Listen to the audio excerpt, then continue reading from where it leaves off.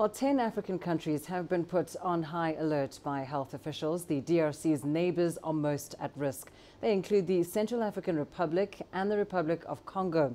Now, earlier, we spoke to WHO spokesperson Tarik Jasarevic about critical measures those countries need to put in place in case of an Ebola outbreak. Countries in the region obviously are taking a close look to the situation. We are working them, we are informing them, we are checking their preparedness levels and see if we can help with that. It is important to know that for the time being, the World Health Organization is not recommending any travel restrictions. As always, Ebola, the best way to deal with Ebola is really to go to the heart of the outbreak and try to contain it there. But obviously, screening of people who are leaving affected area is something that can be considered, as it was done in 2014 in 3 West African countries. Well, let's get you more perspective on the actions that can be taken by other countries to prevent the spread of Ebola.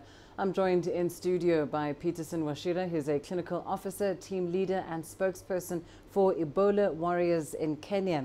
And he was on the ground in West Africa at the height of the Ebola outbreak in 2015.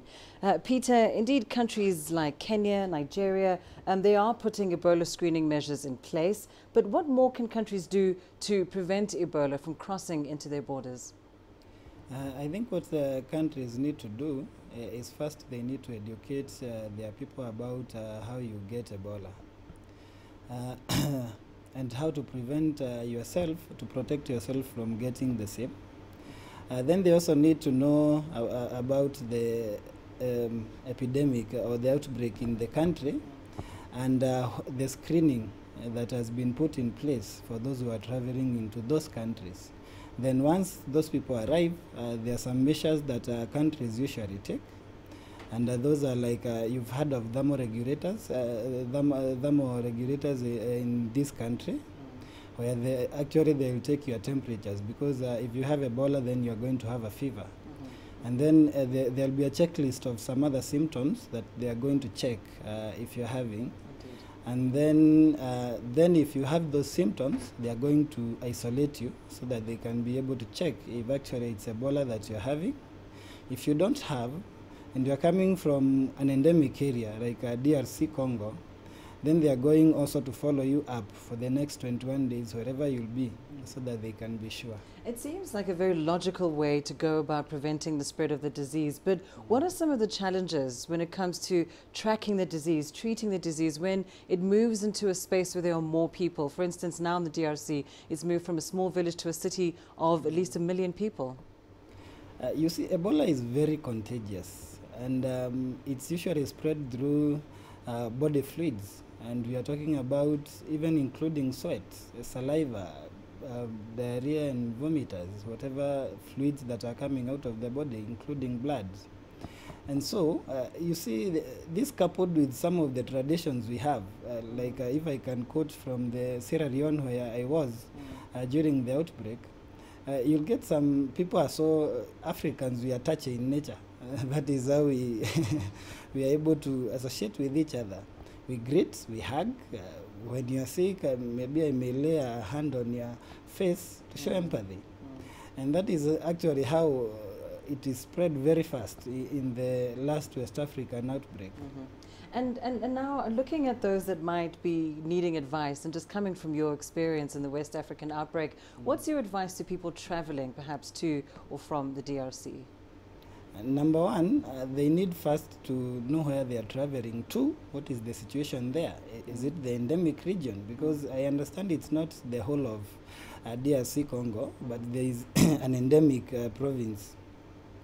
Then if you're not traveling there, you still need to take some precautions. You need to have like your hand sanitizer, which you can be using every time you're going to touch an object or a person.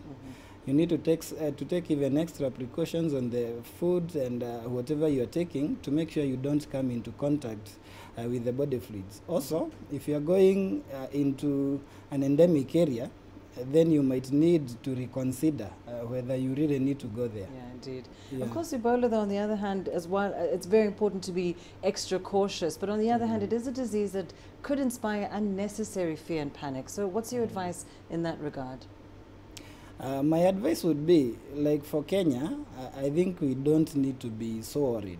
We still need to be worried because we need to protect it from coming into Kenya because it spreads very fast and we don't want it here. But then we should not be so worried because actually we haven't, we haven't had a case in Kenya. But then even on the ground, this has been one of the biggest problems because there is a sort of stigma towards Ebola, and it's like a condemnation that you are going to die.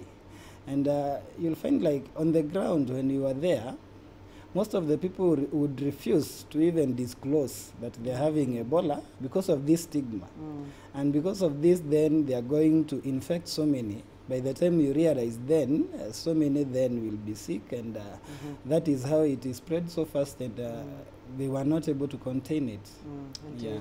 Well, thank you so much, Peterson Washira, sharing some insights there from his experience of the Ebola outbreak in West Africa.